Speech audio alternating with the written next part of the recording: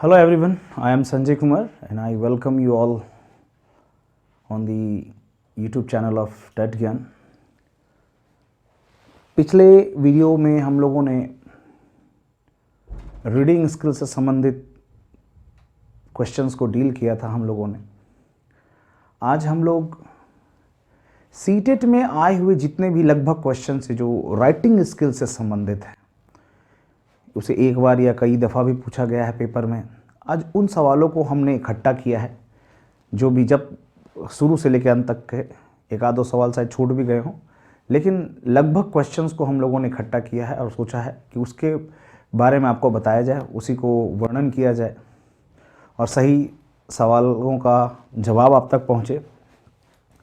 ठीक है, तो आइए शुरू करते हैं हम लोग। Previous years questions of CTET related to writing skills, यानी जितने भी सवाल हैं वो सब राइटिंग स्किल से ही संबंधित होंगे। ठीक है ना, जैसे कि आप लोगों ने पहले लिसनिंग से संबंधित सवाल किए थे, स्पीकिंग के, फिर रीडिंग के और ये राइटिंग के। इन सभी स्किल्स के मिलाकर के लगभग 200 से अधिक क्वेश्चंस पे हम लोग काम कर चुके हैं ऑलरेडी। और हर बार सीटेट में होता क्या है, यही होता है कि सवाल जो है वो वही होता है, बस पूछे जाने का तरीका बार बार वो बदलते रहते हैं। तो आइए हम लोग शुरू करते हैं, अपने पहले सवाल की ओर पहुंचते हैं। पहला सवाल आपका ये है कि how will a teacher best teach writing skills to a class. यानी क्लास में एक टीचर जो है बहुत बढ़िया राइटिंग स्किल्स कैसे पढ़ा सकता है। आपके पास ऑप्शन ये है, पहला है by brainstorming ideas and asking students to write in their own words, या फिर दूसरा है by asking students to write neatly, या फिर थ्रू डिक्टेशन, या फिर by asking students to learn articles and rewrite them. These are your options, ये आपके ऑप्शंस है। सवाल आपका ये है कि आप एक अच्छी राइटिंग स्किल्स कैसे पढ़ाएंगे आप क्लास में, उनकी राइटिंग को अच्छा कर सकते हैं। तो ये राइटिंग में क्या है कि कुछ चीज़ों की ज़रूरत होती है, जैसे लेजिबिलिटी अच्छी होनी चाहिए, सिंप्लिसिटी बहुत ज़रूरी है, प्रॉपर स्पेसिंग का होना बहुत ज़रूरी है, आइडियाज़, ऑर्गेनाइजेशन ऑफ आइडियाज़ बहुत ज़रूरी है, और जो आइडियाज़ है वो लॉजिकल सीक्वेंस में होना चाहिए, और कोशिश होनी चाहिए कि बच्चे अपने कॉम्प्रिहेंशन के मदद से कोई जवाब दे। तो यहाँ पर आप देख सकते हैं पहला ऑप्शन कह रहा है by brainstorming ideas and asking students to write in their own words. यानी वो कह रहा है कि अच्छी राइटिंग स्किल वो हो सकती है जहाँ पर वो आइडियाज़ को ब्रेनस्टॉर्म कर रहा है और बच्चों से बोला जा रहा है कि वो उसे अपने तरीके से, अपने नॉलेज के हिसाब से लिखे, इससे राइटिंग स्किल अच्छा होगा। दूसरा में कह रहा है by asking student to write neatly, आप उनसे कह रहे हैं कि आप सिर्फ साफ साफ लिखिए। तीसरा में कह रहा है कि थ्रू डिक्टेशन के मदद से करवाइए, यानी डिक्टेशन का मतलब होता है सुन सुन कर लिखना। एक होता है ट्रांसक्रिप्शन, जिसे हम लोग देख देख कर लिखते हैं, उसे ट्रांसक्रिप्शन कहते हैं, जो अर्ली स्टेज में इस्तेमाल किया जाना चाहिए, लेकिन अर्ली स्टेज के बाद इसका इस्तेमाल नहीं होना चाहिए। लेकिन डिक्टेशन की बात करें तो डिक्टेशन जो हम लोग सुन कर लिखते हैं, means by listening to somebody something, वो कह रहा है। या फिर कह रहा है by asking students to learn articles and rewrite them. वो कह रहा है कि आप किसी स्टूडेंट से कहिए कि आप आर्टिकल को पढ़ें और उनको फिर दोबारा लिखें। तो इनमें से जो सही जवाब है वो है सही जवाब 1 number. This is the best answer, ये आपका सबसे एप्रोप्रिएट आंसर है। तो स्टॉर्मिंग आइडियाज़ को प्रोड्यूस करना, उसको जब दिमाग में रखना और स्टूडेंट्स को उन्हें अपने तरीके से लिखने की सलाह देना ही इस सही सवाल का सही जवाब है। ठीक है ना, हम आते हैं अपने नेक्स्ट क्वेश्चन कह रहा है which of the following is an important stage in the writing process. जब आपका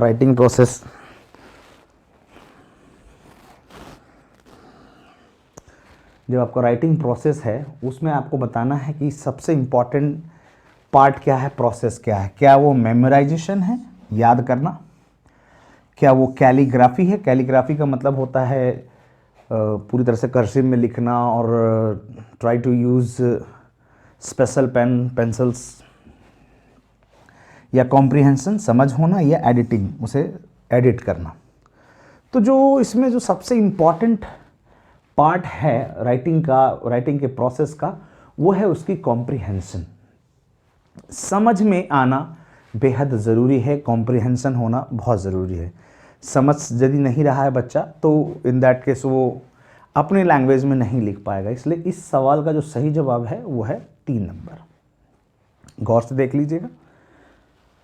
हम चलते हैं अपने अगले सवाल की ओर।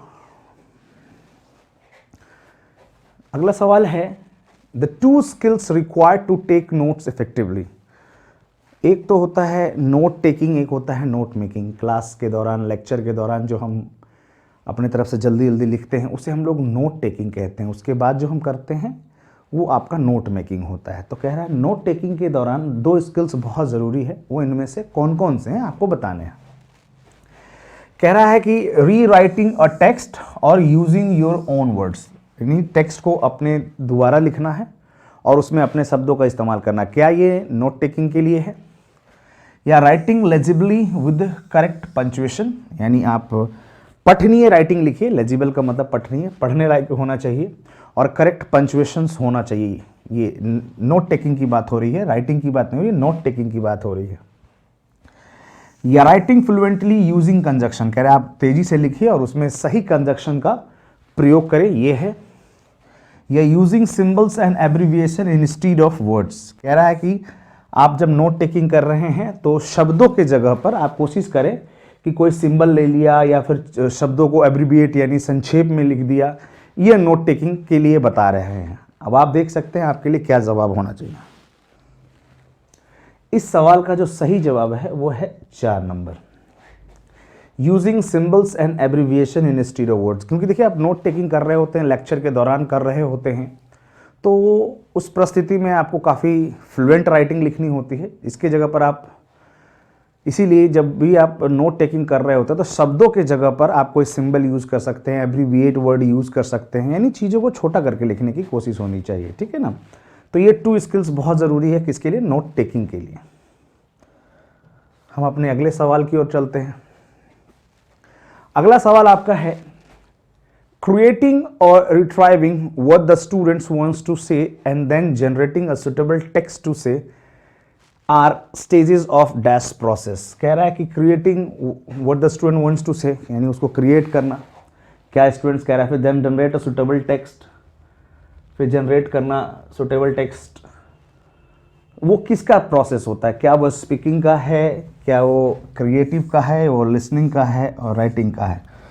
देखिए यहाँ पर तो आसान हो गया क्योंकि हम लोग सारे राइटिंग से संबंधित क्वेश्चंस को डील कर रहे हैं, इसलिए इसका सही जवाब जो है वो आपका 4 नंबर है। ये राइटिंग के प्रोसेस में ऐसा होता है, समझ गए ना। मतलब रिट्राइव करना, रिट्राइव करने का मतलब होता है सिंबल्स में लिखना, मल्टीपल चॉइस क्वेश्चंस में बनाने के लिए देना। तो ये सब जो प्रोसेस होता है वो रिट्राइविंग में होता है। तो क्रिएट करना है जो स्टूडेंट बोलना चाहता है, फिर उसको एक अच्छा सुटेबल टेक्स्ट देने के लिए जो प्रोसेस होता है वो राइटिंग में होता है। इसलिए सही जवाब जो है वो 4 नंबर है, ठीक है ना।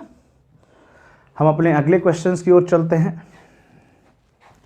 अगला क्वेश्चन है when a teacher ask her students to write a letter after having group discussion. Group discussion के बाद टीचर अपने स्टूडेंट से कहती हैं या कहते हैं कि आपको एक लेटर लिखना है ग्रुप डिस्कशन के बाद, तो वो क्या कर रही है? क्या she is likely to confuse then students, उसके बाद वो स्टूडेंट्स को कंफ्यूज करना चाहती है इसलिए।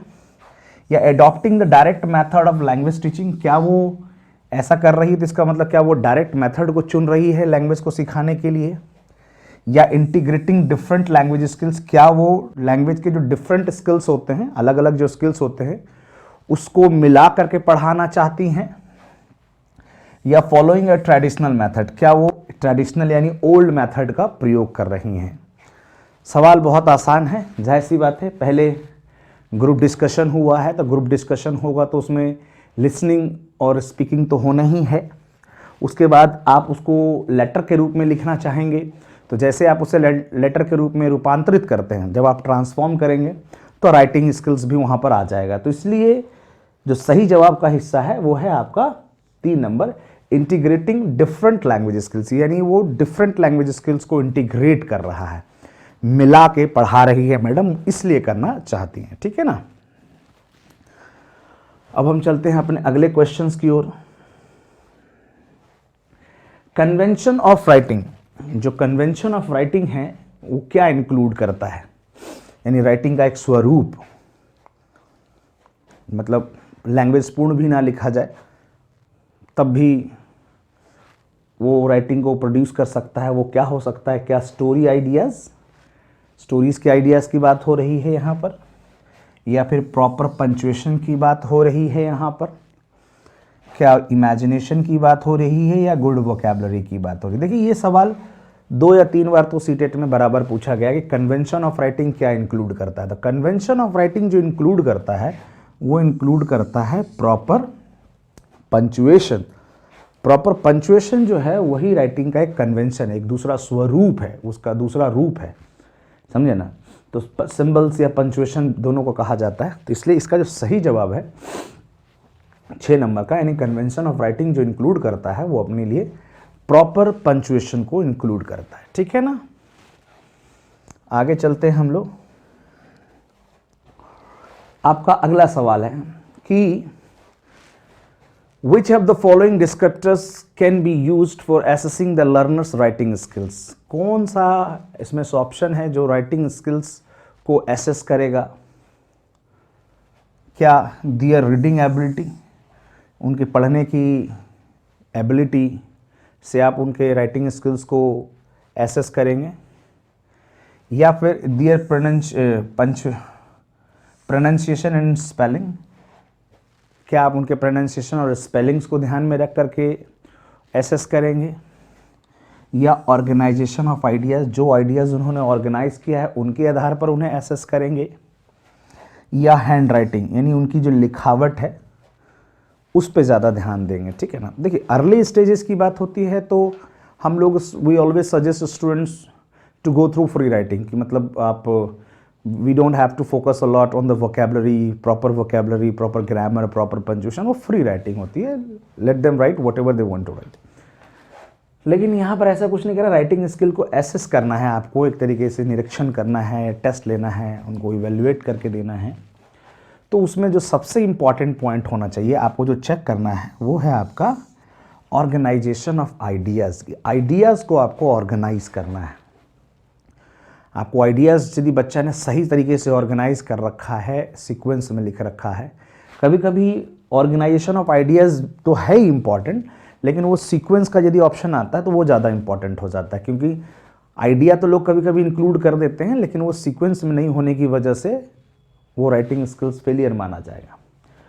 तो the right answer of the question number 7 is organisation of ideas. Ideas को ऑर्गेनाइज करना है, ठीक है ना। अगला है, एक सवाल है, देखिए नेक्स्ट नंबर में है, how can teachers respond to our correct students writing in ways that are effective. एक टीचर हैं, अपने स्टूडेंट्स के राइटिंग स्किल को कैसे करेक्ट कर सकते हैं, निम्नलिखित में कौन सा इफेक्टिव तरीका है जो टीचर को करना चाहिए जिससे कि उनकी राइटिंग स्किल बेहतर हो जाएगी। सवाल पढ़ लीजिए।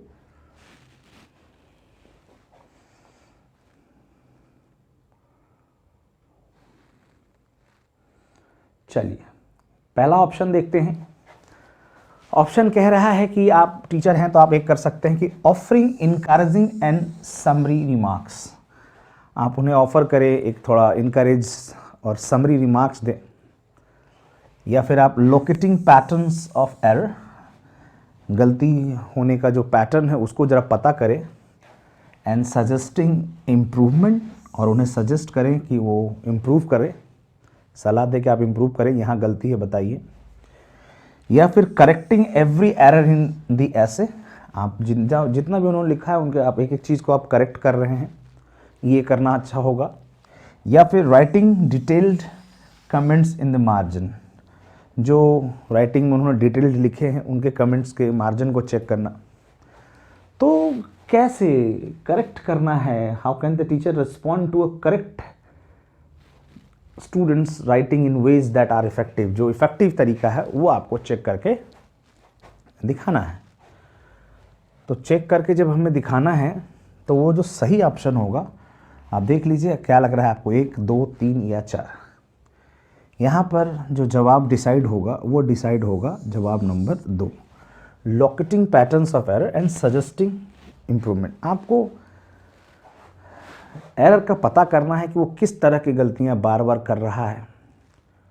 कभी कभी बच्चे F को T लिख देते हैं, I को E बना देते हैं, तो वो उस तरह का यदि कोई एरर हो रहा है तो आप उस पैटर्न को पकड़ें और उन्हें सजेस्ट करें या फिर उनको बताएं, ज़रूरी है। इसी तरीके से आप उनके राइटिंग स्किल्स को इफ़ेक्टिव बना सकते हैं, बेहतर बना सकते हैं, ठीक है ना। अगला है, नेक्स्ट क्वेश्चन है, देखिए पढ़ते हैं हम लोग।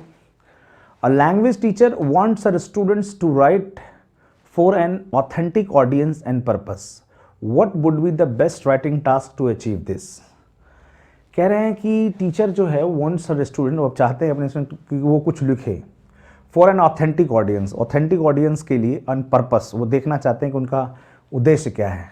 और इसमें से 4 टाइप के टास्क है जो स्टूडेंट्स करेगा, जिसे आपको पता लगाना है कि वो जिससे बेहतर राइटिंग के टास्क को अचीव किया जा सके इन 4 तरीके से। कार्य तो चारों राइटिंग के, लेकिन बेस्ट किससे पता हो सकता है, एसेस कर सकते हैं आप। कह रहा है कि students right answers two questions given at the end of the chapter after discussing them with each other. कह रहा है कि आपको एसेस करना है, तो आप देख लिए कि स्टूडेंट्स जो अंत में, चैप्टर के अंत में सवालों का जवाब दे और वो डिस्कस कर रहा हो एक दूसरे से। क्या ये तरीका सही है? या कह रहा है students write a movie review of a movie they was recently. या तो आप स्टूडेंट से आप एक काम करवाए, रिव्यू करवा लीजिए जो फिल्म अभी उन्होंने देखा है, क्या इससे पता चलेगा।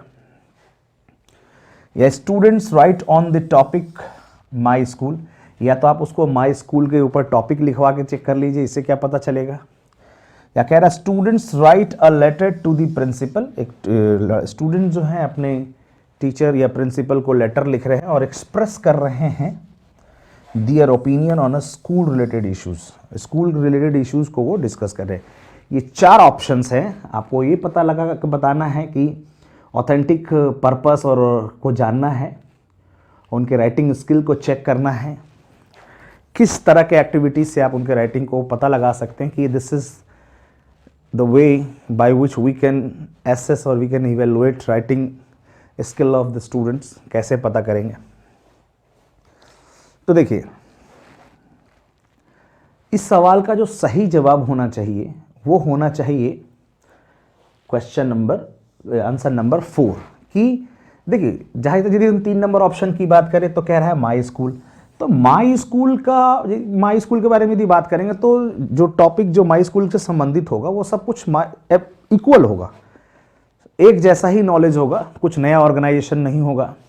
यदि बच्चों से मूवी के बारे में आप पूछेंगे तो मूवी में वही बताएगा वो, या वो वही लिखेगा जो मूवी में है, कुछ नया नहीं लिख पाएगा। और यदि क्लास के चैप्टर के अंत में यदि वो डिस्कस कर रहा है तो वही चीज़ डिस्कस करेगा जो क्लास में हुआ है, वो उससे बाहर डिस्कस नहीं कर सकता। लेकिन जब बात आती है कि आप प्रिंसिपल को बता रहे हैं स्कूल रिलेटेड इश्यूज, तो एवरीवन के will be having different issues, हर कोई के अपने अपने इश्यूज होंगे, वो इश्यूज के बारे में वो लिख रहा होगा। इसका सही जवाब जो है वो है 4 नंबर, ठीक है ना। अगले क्वेश्चन की ओर कहते हैं राइटिंग इज अ, राइटिंग है, नॉट अ, क्या नहीं है। Writing is a product and not a formation, 2 option हैं, आप 2 फिल इन द ब्लैंक से।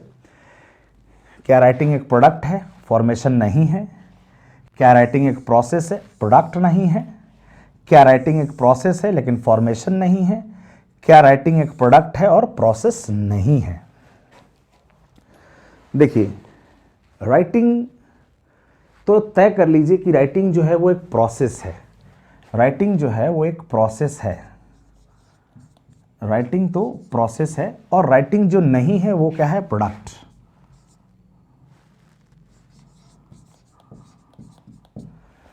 तो इसका सही जवाब है कि writing is a process not a product, इसका सही जवाब है। क्योंकि राइटिंग के जो प्रोसेस होते हैं उसके 4 प्रोसेस होते हैं, जिसको हम लोग कहते हैं PTRM। राइटिंग एक प्रोसेस है जिसका पैटर्न होता है PTRM, जिसमें P से बनता है आपका प्लानिंग,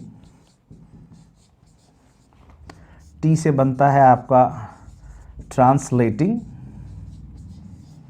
R से बनता है रिव्यूइंग और M से बनता है मॉनिटरिंग। ये ध्यान रखिएगा, एक सीक्वेंस है, ये PTRM एक सीरीज होता है।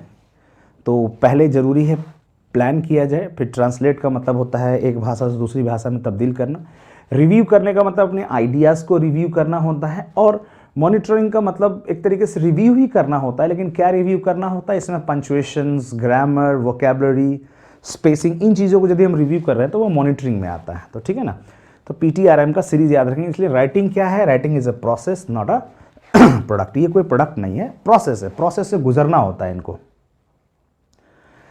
अब हम अपने अगले सवाल की ओर चलते हैं। Scribbling is a stage of, scribbling किसका स्टेज है? बहुत आसान सा सवाल है। क्या लिसनिंग का स्टेज है, राइटिंग का स्टेज है, रीडिंग का स्टेज है या स्पीकिंग का? देखिए अभी हम लोग राइटिंग से संबंधित सारे क्वेश्चंस कर रहे हैं, तो अभी तो आप आसानी से पता लगा लेंगे कि क्या है, राइटिंग है। लेकिन स्क्रिबलिंग का मतलब होता है जब हम किसी चीज़ को रगड़ कर लिखते हैं, तो वो हमारा राइटिंग का हिस्सा हो जाता है। इसलिए इसका आसान सा जवाब है, स्क्रिबलिंग जो है वो राइटिंग का हिस्सा है। अब हम अपने 12 नंबर क्वेश्चन पे चलेंगे। Which one of the following should a teacher not use while initiating the processing writing approach? इसमें से निम्नलिखित में से कौन सा एक ऐसा चीज़ है जब टीचर राइटिंग को इनिशिएट कर रहा है, शुरुआत कर रहा है, तो उसका ज़्यादा इस्तेमाल नहीं करना चाहिए, बेहतर नहीं हो पाएगा? क्या है इसके में कमी? मतलब इनिशियल स्टेज में आप यदि राइटिंग करी को सिखा रहे हैं, राइटिंग स्किल्स को बढ़ावा देना चाहते हैं, बेहतर करना चाहते हैं, तो निम्नलिखित में से कौन सा पॉइंट है जो इनिशियल वेज में, शुरुआती स्तर पर इस्तेमाल नहीं होना चाहिए? क्या वर्ड लिमिट नहीं यूज होना चाहिए, ब्रेनस्टॉर्मिंग नहीं यूज होना चाहिए, डिक्टेटिंग नोट्स यूज नहीं होना चाहिए, या ड्राफ्टिंग एंड रिवाइजिंग? कह रहा है कि शुरुआती स्तर में वर्ड लिमिट नहीं होनी चाहिए, इनिशिएट कर रहे हैं तो भैया लिमिट तो रखना पड़ेगा। ब्रेनस्टॉर्मिंग होगा, दिमाग में वो बातों को रखेगा, दिमाग वाली बातों को वो प्रोड्यूस करेगा, तो ये तो फिर ज़रूरी है। जो इसमें इम्पॉर्टेंट नहीं है, वो इम्पॉर्टेंट क्या नहीं है, वो है डिक्टेटिंग नोट्स। इनिशियल वेज में आप कभी भी डिक्टेशन नहीं लिखाना चाहिए। ये मैंने आपको पहले ही बता दिया है कि एक होता है ट्रांसक्रिप्शन, एक होता है डिक्टेशन। यदि आप शुरुआती स्तर में आप काम कर रहे हैं तो राइटिंग में आपको कोशिश करनी चाहिए पहले डिक्टेशन ना करवा के पहले ट्रांसक्रिप्शन कराएं। अर्ली स्टेजेस में शुरुआत करने का तरीका है, डिक्टेशन एक अर्ली स्टेज के बाद होता है, ठीक है ना। तो ये यदि कह रहा है कि शुरुआत में यदि आप डिक्टेटिंग नोट्स करवाएंगे तो राइटिंग स्किल्स थोड़ी सी कमज़ोर हो जाएगी। इसलिए which of the following should a teacher not use, तो जहीं यूज़ करना चाहिए अर्ली स्टेज में तो है डिक्टेटिंग नोट्स। याद रखेंगे, शुरुआत में डिक्टेशन नहीं, अर्ली स्टेज के बाद इसका इस्तेमाल करना है, ठीक है ना। हम अपने अगले क्वेश्चंस की ओर चलते हैं। 30 नंबर, फॉर प्रोसेस राइटिंग के प्रोसेस के लिए which one of the following points should be followed? निम्नलिखित में से कौन सा पॉइंट्स फॉलो किया जाना चाहिए जब हम राइटिंग के प्रोसेस को लिख रहे होते हैं? ये सारे सीटेड के आए हुए क्वेश्चंस हैं। क्या हमें वर्ड लिमिट पे फोकस करना चाहिए? क्या हमें लॉजिकल सीक्वेंस पे फोकस करना चाहिए? क्या हमें ऑर्गेनाइजेशन ऑफ पॉइंट्स से फोकस करना चाहिए, या यूज़ ऑफ पर्सनल प्रोनाउंस, या हमें पर्सनल प्रोनाउंस के बारे में ध्यान रखना चाहिए? अब देखिए, इसमें दो बातें बहुत ज़्यादा इंपॉर्टेंट है। एक तो सबसे बड़ा ध्यान रखना, वर्ड लिमिट का तो खैर कोई मतलब ही नहीं बनता है, और पर्सनल प्रोनाउंस का कोई मतलब नहीं बनता। दो ऑप्शन जो हैं जो लगते हैं कि सही जवाब का हिस्सा हो सकता है, लॉजिकल सीक्वेंस या फिर ऑर्गेनाइजेशन ऑफ पॉइंट्स। देखिए, पॉइंट्स का होना बहुत ज़रूरी है, organisation of point is very important, ये बहुत ज़रूरी है। लेकिन उससे भी ज़्यादा ज़रूरी होता है कि आप उस पॉइंट्स को लॉजिकली सीक्वेंस में रखें। यदि लॉजिकल सीक्वेंस यहाँ पर ऑप्शन में नहीं होता तो ये 3 नंबर सही जवाब हो सकता था, लेकिन अभी हमारे पास मोस्ट एप्रोप्रिएट आंसर है तो हमें इसी के साथ चलना होगा। समझ गए ना, लॉजिकल सीक्वेंस का होना बहुत ज़रूरी है। ठीक है, अब हम अपने 14 नंबर क्वेश्चन में आते हैं। While developing writing skill among students, बच्चों के बीच में हमें राइटिंग स्किल्स को डेवलप करना है। अ language teacher should most importantly focus on, सबसे ज़्यादा टीचर पे को किस बात पे फोकस करना चाहिए, समझे ना। क्या ग्रामेटिकल एस्पेक्ट्स पे ध्यान दे, यानी ग्रामेटिकल टर्मिनोलॉजी जो होते हैं उनको ध्यान में रखना चाहिए, या वर्ड लिमिट का ध्यान रखना चाहिए कि सब ज़्यादा ना हो जाए, या एक्सप्रेशन ऑफ आइडियाज़ का ध्यान रखना होगा, या फिर गुड हैंड राइटिंग का ध्यान रखना होगा। देखिए, वाइल डेवलपिंग राइटिंग स्किल, जब राइटिंग स्किल्स को डेवलप करने की बात है तो इसमें तो देखा जाए इन सभी चीज़ों की ज़रूरत है। ग्रामर भी बहुत ज़रूरी है, गुड हैंड राइटिंग भी ज़रूरी है, एक्सप्रेशन ऑफ आइडियाज़ भी ज़रूरी है। अब देखिए यहाँ पर आपको क्या लगाना होता है, most important, most appropriate answer. इसलिए यहाँ पर जो अभी मोस्ट इम्पॉर्टेंट जो जाएगा राइटिंग में, सबसे ज़्यादा ज़रूरी है आपका expression of ideas. Expression of ideas बहुत ज़रूरी है। जो बच्चा अपने समझ से लिखता है वो ज़्यादा इम्पॉर्टेंट है। तो कि फ़िलहाल तो देखिए इम्पॉर्टेंट तो राइटिंग के लिए है ही लगभग, ये भी ज़रूरी है, ये भी ज़रूरी है, वर्ड लिमिट भी बहुत ज़रूरी होता है, लेकिन इन सभी में जो मोस्ट एप्रोप्रिएट आंसर है वो है 3 नंबर, समझे ना। ये लगाएंगे आंसर, जवाब, मार्क्स जरूर मिलेगा। अगले क्वेश्चंस की ओर चलते हैं। A good paragraph writing in English involve, जब हम गुड अच्छी पैराग्राफ लिख रहे हैं तो उसमें क्या इन्वॉल्व होना चाहिए, क्या रहना बहुत ज़रूरी है। क्या उसमें करेक्ट पंचुएशन होना बहुत ज़रूरी है, या फिर उसमें ideas, presentations and coherence, ideas होना चाहिए, प्रेजेंटेशन होने चाहिए और कोहेरेंस सब कुछ रिलेटेड होने चाहिए, या फिर फ्लोरी लैंग्वेज का यूज़ होना चाहिए, या लेजिबल हैंड राइटिंग होना चाहिए। ये एक अच्छे पैराग्राफ की जो निशानी होनी चाहिए वो कौन सी होनी चाहिए। एक अच्छे पैराग्राफ लिख रहे हैं आप तो देखिए, मैं सबसे ज़रूरी जो है वो मैं मानता हूँ वो होना चाहिए कि आइडियाज़ होने चाहिए, प्रेजेंटेशन होना चाहिए एंड कोहेरेंस होना चाहिए। ठीक है ना, ये एक अच्छे हैंड राइटिंग की, एक अच्छे पैराग्राफ की निशानी है। ठीक है ना। अब हम अपने नेक्स्ट क्वेश्चन की ओर चलते हैं। नेक्स्ट क्वेश्चन क्या कह रहा है आपसे, जरा देखिए, जरा ध्यान से पढ़ना होगा। वो कह रहा है, if the piece of writing is brief, यानी राइटिंग जो है वो बहुत छोटी है, कंप्लीट है, लेकिन in the third person with digressions and emotional overtones and logically arranged. तो एक राइटिंग है जिसमें ये सब चीज़ें हैं, यानी वो एक ब्रीफ भी है, पूर्ण भी है, लेकिन वो क्या है, विदाउट डिग्रेशंस एंड इमोशनल ओवरटोन्स, उसमें ये सब नहीं, इमोशनल टोन्स वगैरह का प्रयोग नहीं किया गया है, एंड लॉजिकली अरेंज्ड। तो वो कहाँ हो सकता है, क्या वो न्यूज़पेपर आर्टिकल का हिस्सा हो सकता है, क्या वो क्लासिफाइड एडवर्टीजमेंट हो सकता है, क्या वो मेमोरेंडम हो सकता है, क्या वो रिपोर्ट होता है। मेमोरेंडम का मतलब होता है स्मरण पत्र, किसी कोई व्यक्ति कोई एक्सपायर हो जाते हैं, हम उनकी डेथ एनिवर्सरी मनाते हैं, तो उस तरह के जो लेटर लिखते हैं उसका मेमोरेंडम कहते हैं। बाकी newspaper article, you know variable classified advertisement, जहाँ पर नौकरी वगैरह का इंफॉर्मेशन होता है उसे क्लासिफाइड एडवर्टीजमेंट कहते हैं। तो इसमें एक ऐसा जगह है, सेकेंड नंबर ऑप्शन, जो कि बहुत छोटा होता है, कंप्लीट होता है और विदाउट इमोशनल ओवरटोन्स के साथ लिखा जाता है, जहाँ पर भी। बाकी इमोशनल ओवरटोन यहाँ पर भी है। न्यूज़पेपर आर्टिकल की बात करें तो एक सीरीज़ में लिखा जाता है, रिपोर्ट भी एक पूर्ण रूप से एक फॉर्मेट को फॉलो करता है। क्लासिफाइड एडवर्टीजमेंट के लिए इसकी कोई आवश्यकता नहीं होती, इसलिए सही जवाब जो है वो आपका second number, this is the right answer, second number question option. अगले हम क्वेश्चन पे चलते हैं। 17 नंबर क्वेश्चन है। हम लोग आज 30 क्वेश्चन करेंगे, 30 क्वेश्चन हम लोग करने वाले हैं। Dictation does not help learners, dictation के बारे में पहले ही बता चुका हूँ, जो हम सुन के लिखते हैं, when we listen, when we write after listening. तो उसमें बता रहा है कि डिक्टेशन से किस चीज़ की सहायता नहीं मिलती है लर्नर्स को। पहला ऑप्शन कह रहा है कि इम्प्रूव देयर रीडिंग स्किल, कह रहा है कि डिक्टेशन से बच्चों की रीडिंग स्किल अच्छी नहीं होती है, ये ऑप्शन कह रहा है। दूसरा है इम्प्रूव देयर स्पेलिंग, यानी इनका कहना है कि डिक्टेशन से किसी की स्पेलिंग नहीं सुधरती है। तीसरा ऑप्शन है इनहेंस देयर लिसनिंग कॉम्प्रिहेंशन, कह रहे हैं कि उनकी लिसनिंग कॉम्प्रिहेंशन अच्छी नहीं हो पाती है डिक्टेशन से।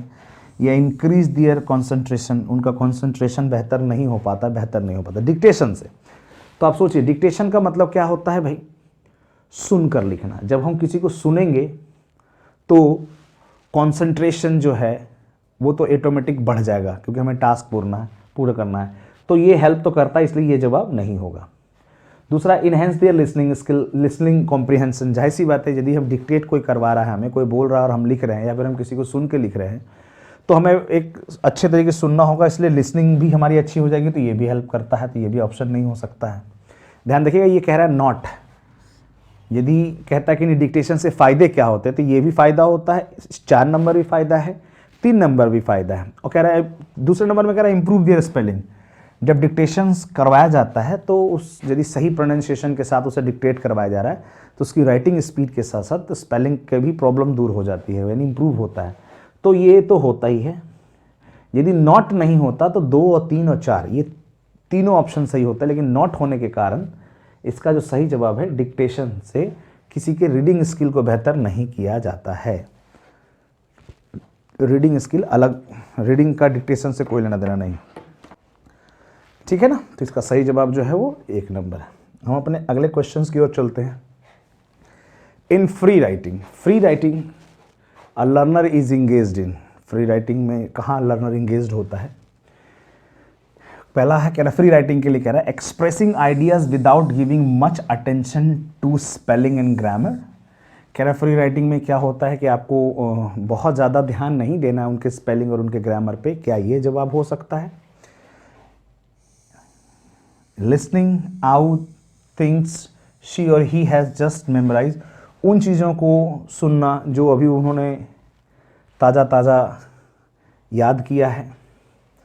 ये writing with specific relation to spelling and grammar, writing करवाना है एक स्पेसिफिक रिलेशन के साथ, और स्पेलिंग भी और ग्रामर भी होना चाहिए।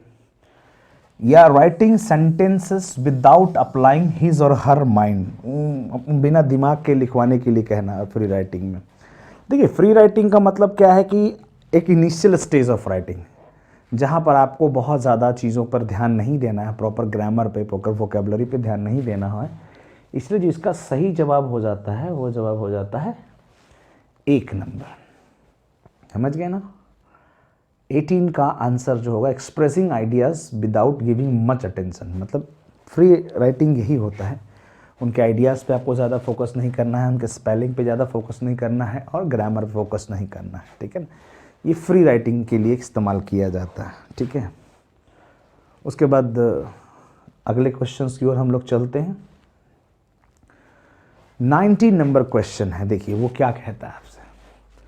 Sushila discussed a short story in the classroom.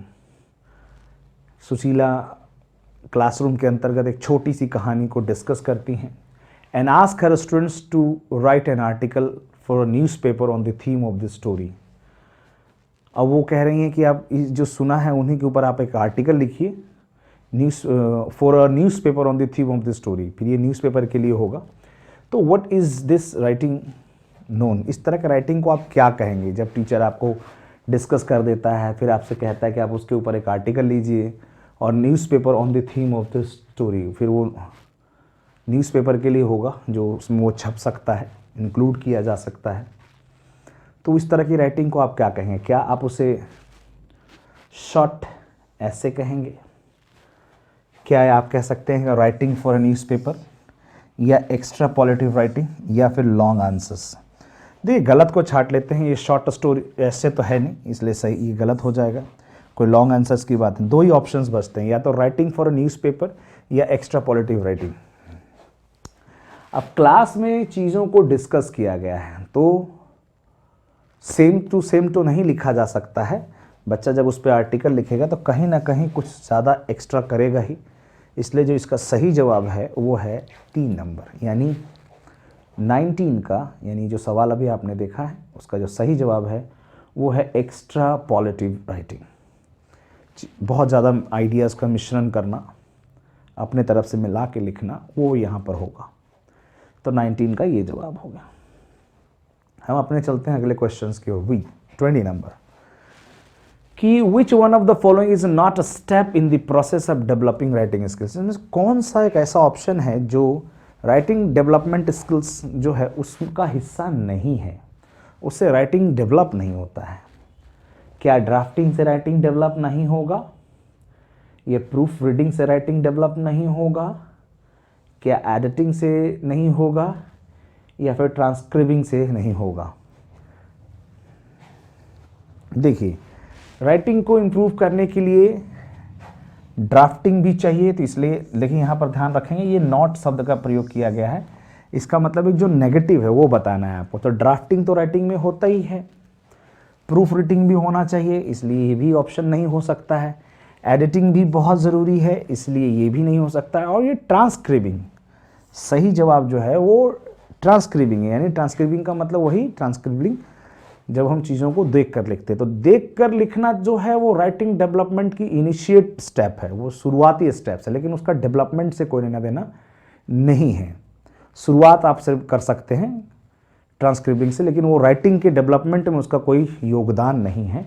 इसलिए which of the following is not a step in the process of developing writing, writing के डेवलपमेंट में उसका कोई प्रोसेस का हिस्सा नहीं है, तो वो है आपका ट्रांसक्रिबिंग। नोट वगैरह का आप लोग खासा ध्यान रखा करें, कभी कभी ये नोट छूट जाता है, हम देख नहीं पाते हैं और फटाक से लगा देते हैं। हम अपने अगले क्वेश्चंस की ओर चलते हैं, ठीक है। गाइडेड राइटिंग, जिस तरह से फ्री राइटिंग होता है उसी तरह से गाइडेड राइटिंग भी होता है, आपको पता चल जाएगा अभी। तो guided writing provides Khalistan to students when writing on their own, जब वो अपनी मर्जी से लिख रहे होते हैं। तो गाइडेड राइटिंग में क्या होता है, क्या helpful tools, scaffolding and support, या रिव्यू एंड फीडबैक, या मॉडल टेक्स्ट एंड विजुअल्स, या अपॉर्चुनिटीज फॉर क्रिएटिविटी। देखिए, गाइडेड राइटिंग, तो जब गाइडेड राइटिंग होती है तो वहाँ पर पूरी तरह से सपोर्ट टीचर्स के द्वारा दिया जाता है, समझ गए ना, यानी उन्हें मंच मुहैया करवाया जाता है, पेपर्स मुहैया करवाया जाता है, टूल्स वगैरह जो भी है इंपॉर्टेंट वो मुहैया करवाया जाता है, तो उसी को हम लोग कहते हैं गाइडेड राइटिंग।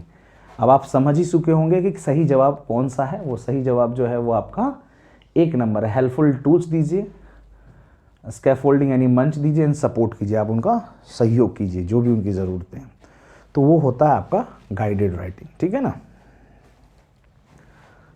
अब हम आगे चलते हैं अपने अगले क्वेश्चंस की ओर। यूज़ ऑफ ग्रामर, ग्रामर का इस्तेमाल होना, पंचुएशन का इस्तेमाल होना और स्पेलिंग पैटर्न्स क्या दर्शाता है, ये तीनों चीज़ें क्या दर्शाता है, यानी ग्रामर, पंचुएशन और स्पेलिंग का इस्तेमाल हो रहा है। क्या वो लिसनिंग टू अ लेक्चर, क्या लेक्चर को सुनने में इस्तेमाल किया जाता है इन तीनों का? क्या वो इनफॉर्मल कॉन्वर्सेशन के लिए इस्तेमाल किया जाता है? इनफॉर्मल कॉन्वर्सेशन जब हम लोग आपस में रोज़ाना बातचीत करते हैं उसमें इस्तेमाल होता है। या टेक्स्ट प्रोडक्शन वाइल राइटिंग, जब हम लिख रहे होते हैं तो उस टेक्स्ट के प्रोडक्शन में इन तीनों की ज़रूरत होती है। या फॉर्मल स्पीच, हम नॉर्मल कोई फॉर्मल स्पीच यानी कोई भाषण दे रहे हैं, कोई सेमिनार अटेंड कर रहे हैं, तो इन तीनों का प्रयोग कहाँ होता है? Grammar, punctuation and spelling. देखिए, ग्रामर तो फॉर्मल स्पीच में भी चाहिए, पंचुएशन तो नहीं दर्शाते हैं, लेकिन बॉडी लैंग्वेज के जरिए, फेशियल एक्सप्रेशंस के जरिए हम चिन्हों का एक प्रदर्शन जरूर दिखा देते हैं, समझे ना। तो इसमें ये भी थोड़ा सा ऑप्शन ये तो नहीं है, सुनने में हमें ग्रामर नहीं चाहिए, इनफॉर्मल कॉन्वर्सेशन में भी इनकी कोई ज़रूरत नहीं है। हाँ, 2 ऑप्शन बनते हैं कि यदि हम किसी टेक्स्ट को लिख रहे हैं तब, और जब हम कोई फॉर्मल स्पीच बोल रहे हैं तब। लेकिन ये जो स्पेलिंग आ गया है जिसका स्पीच से कोई लेना देना नहीं है, इसलिए सही जवाब जो है वो 3 नंबर है। जब हम टेक्स्ट प्रोडक्ट कर रहे होते हैं, लिखने वाले होते हैं, तो उसमें हमें सही ग्रामर होना चाहिए। पंचुएशन तो खैर देखिए कन्वेंशन ऑफ राइटिंग है ही, एंड स्पेलिंग, ये सब राइटिंग के दौरान हमें ध्यान देना होता है, ठीक है ना। अब हम चलते हैं अपने अगले क्वेश्चंस की ओर। Mr. Srinivasan's child is 2 years old. She scribbles on the wall. ये श्रीनिवासन की बच्ची हैं, 2 साल की हैं. And she scribbles on the wall. और दीवार पर वो स्क्रिबल्स करते रहती हैं, रगड़ते रहती हैं. Attempts to draw. और वो कोशिश करती हैं कुछ ड्रॉ करने की, बनाने की. What can this activity be called? इस तरह की एक्टिविटी को आप क्या कहेंगे? क्या आप उसे फ्री राइटिंग कहेंगे? क्या आप उसे थिंकिंग टू डेवलप राइटिंग, यानी राइटिंग को डेवलप करने का सोच बताएंगे, या लिटरेसी बताएंगे, या फिर इमर्जेंट लिटरेसी बताएंगे? वो सिर्फ दीवार पे उंगली चला रही है, तो इस प्रोसेस में आप क्या कहेंगे? देखिए, इमर्जेंट लिटरेसी, राइटर होता तो कुछ सोचते इसके बारे में. इमर्जेंट के बारे में मैंने बताया था, जो भी चीज़ अबाउट टू बी, जो होने वाला है, जो भी बनेगा. फिलहाल जो सही जवाब है 23 का, वो है फ्री राइटिंग. समझे ना? Free writing is the right answer. वो फ्री राइटिंग में वो बस कुछ भी रगड़ रहा होता है, कुछ भी लिख रहा हो सकता है, लेटर के ऊपर भी घुमा रहा होता है, तो वो सब क्या है, एक फ्री राइटिंग का हिस्सा हो जाता है. ठीक है ना? अब हम चलते हैं अपने अगले क्वेश्चंस की ओर. राइटिंग इज दी, यानी लिखावट जो है वो किसका रिप्रेजेंटेशन बोलने का होता है? क्या राइटिंग को हम अल्फाबेटिकली रिप्रेजेंटेशन ऑफ स्पीच, यानी जो हम बोलते हैं, क्या उसका रिप्रेजेंटेशन मान सकते हैं? ग्राफिकल रिप्रेजेंटेशन ऑफ स्पीच है, या फोनेटिक रिप्रेजेंटेशन ऑफ स्पीच है, या सिस्टमेटिक रिप्रेजेंटेशन ऑफ स्पीच है? आप जैसे देखिए, स्पीच का मतलब क्या होता है? बोलना. उसके लिए स्वर चाहिए, और राइटिंग के लिए क्या चाहिए? ग्राफ, यानी लिखावट होना बहुत ज़रूरी है. तो आप बता सकते हैं कि राइटिंग जो है वो किसका रिप्रेजेंटेशन है? वो स्पीच का रिप्रेजेंटेशन है, लेकिन उस स्पीच को क्या करता है?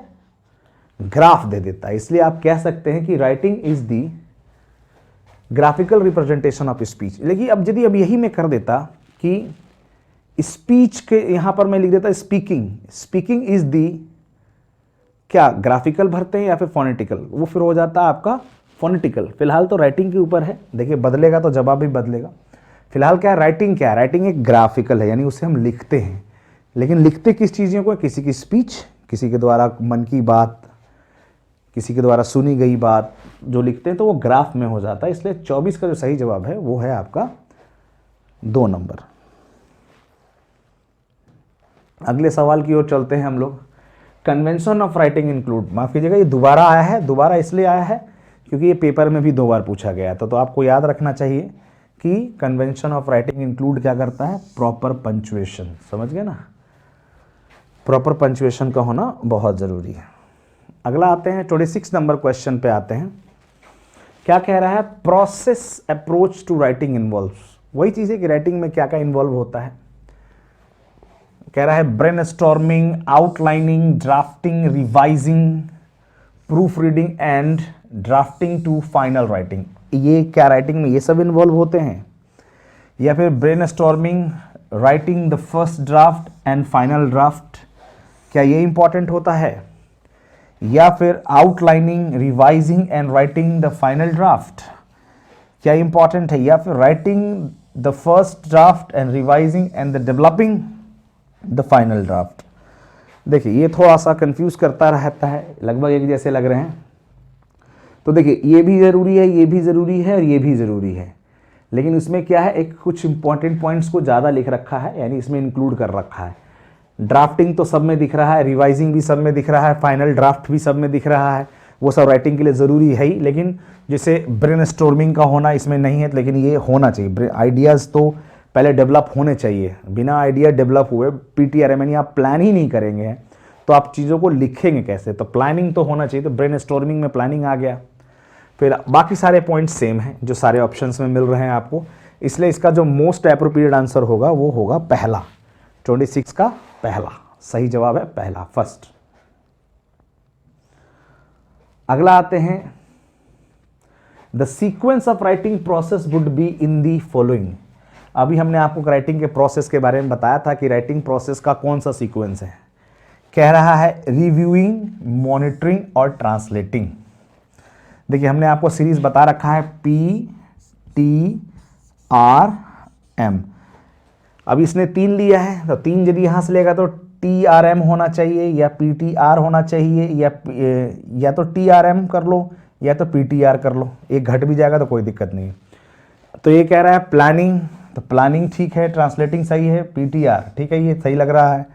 लेकिन ये ट्रांसलेटिंग यहाँ से शुरू कर रहा है तो ट्रांसलेटिंग, रिव्यूइंग और मॉनिटरिंग, और फिर प्लानिंग, मॉनिटरिंग और रिव्यूइंग। अब देखिए, अब ये कह रहा है कि PTR और TRM, planning, translating and reviewing, या फिर ट्रांसलेटिंग, रिव्यूइंग और मॉनिटरिंग। तो जो इम्पॉर्टेंट है वो ये है, देखिए PTR यानी कम से कम 3 तो होना ही चाहिए शुरुआत से।